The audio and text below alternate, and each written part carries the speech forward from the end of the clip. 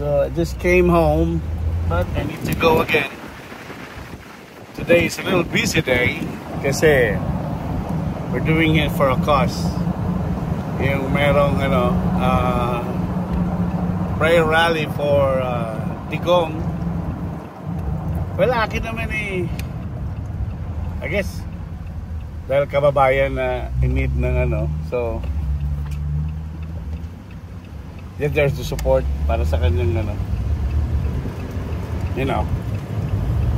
ganyan talaga buhay. So we're heading to a prayer rally.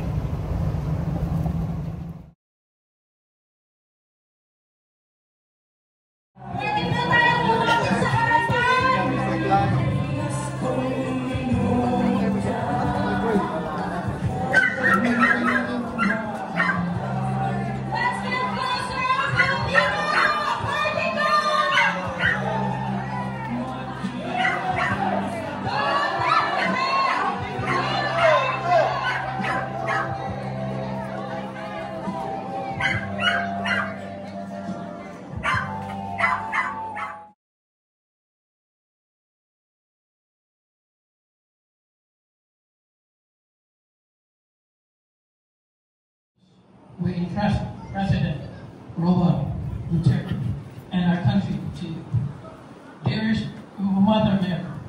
Take all of us Filipinos under your mantle and love and protection. Amen. Amen. Amen. Go.